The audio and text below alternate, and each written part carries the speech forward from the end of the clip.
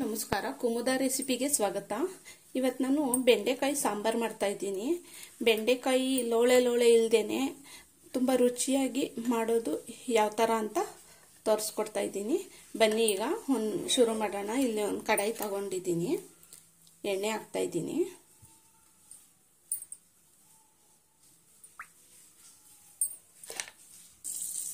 ಸಾಸಿವೆ ಹಾಕ್ತಾ ಇದ್ದೀನಿ, ಜೀರಿಗೆ,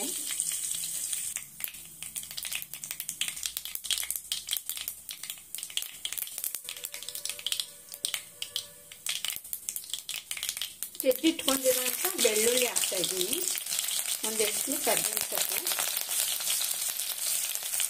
ಹಿಂಗೆ ಹಾಕ್ತಾ ಇದ್ದೀನಿ, ಈರುಳ್ಳಿ,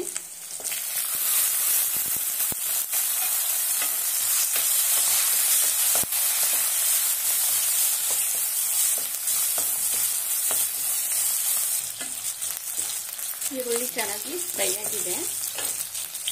ಈಗ ಟೊಮೊಟೊ ಹಣ್ಣು 2 ಕಟ್ ಮಾಡಿಟ್ಕೊಂಡಿದ್ದೆ,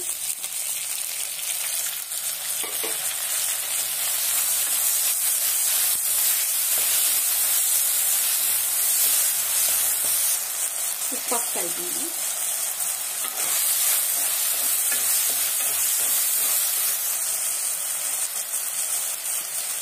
ಸಾಂಬಾರ್ ಪುಡಿ ಹಾಕ್ತಾ ಇದ್ದೀನಿ,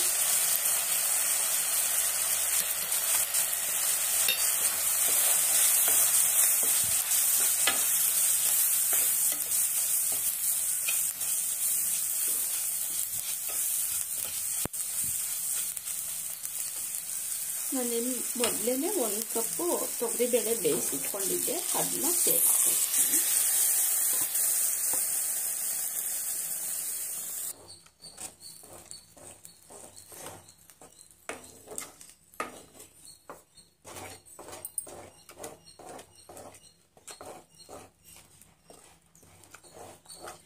ಬೇಳೆ ಬೇಯಿಸ್ಕೊಂಡಿರೋ ಅಂತ ಕಟ್ಟು ಹಾಕ್ತಾ ಇದ್ದೀನಿ.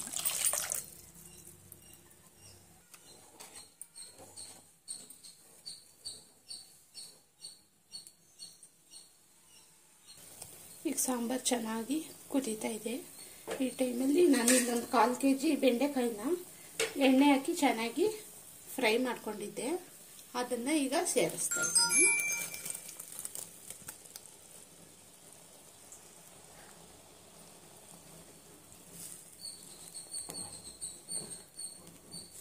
ಇದೀಗ ಒಂದು 4 ರಿಂದ 5 ನಿಮಿಷ ಬೆಂದರೆ ಸಾಕು. ಯಾಕಂದರೆ ಫ್ರೈ ಮಾಡುವಾಗಲೇ ಅರ್ಧ ಬೆಂದೋಗಿರುತ್ತೆ ಬೆಂಡೆಕಾಯಿ.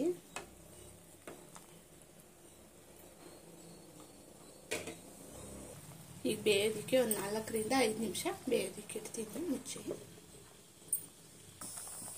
ಒಂದು 4 ನಿಮಿಷ ಆಗಿದೆ.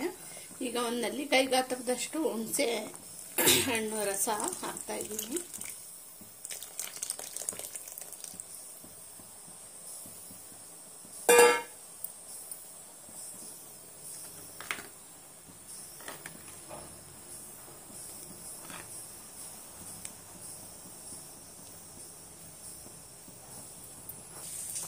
ಈಗ ಸಾಂಬಾರು ಚೆನ್ನಾಗಿ ಕುದೀತಾ ಇದೆ. ಕೊನೆಯಲ್ಲಿ ಕೊತ್ತಂಬರಿ ಸೊಪ್ಪು ಹಾಕ್ತಾ ಇದ್ದೀನಿ. ಈಗ ಸ್ಟವ್ ಆಫ್ ಮಾಡ್ಬಿಡೋಣ.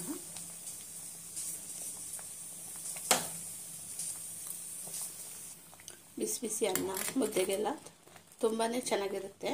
ಮತ್ತು ಲೋಳೆ ಇರಲ್ಲ ನೋಡಿ, ಈ ಥರ ಮಾಡೋದ್ರಿಂದ. ನೋಡಿ, ಲೋಳೆನೇ ಇಲ್ಲ. ನುಗ್ಗೆಕಾಯಿ ಸಾರು ಅದೆಲ್ಲ ಯಾವ ಥರ ಇರುತ್ತೆ ಹಾಗೆ ಇದನ್ನು ತುಂಬ ಟೇಸ್ಟಾಗಿ ಚೆನ್ನಾಗಿರುತ್ತೆ. ಬೆಂಡೆಕಾಯಿ ಸಾಂಬಾರು ರೆಡಿಯಾಗಿದೆ. ನೀವು ಈ ಥರ ಟ್ರೈ ಮಾಡಿ, ತುಂಬಾ ಟೇಸ್ಟಾಗಿರುತ್ತೆ.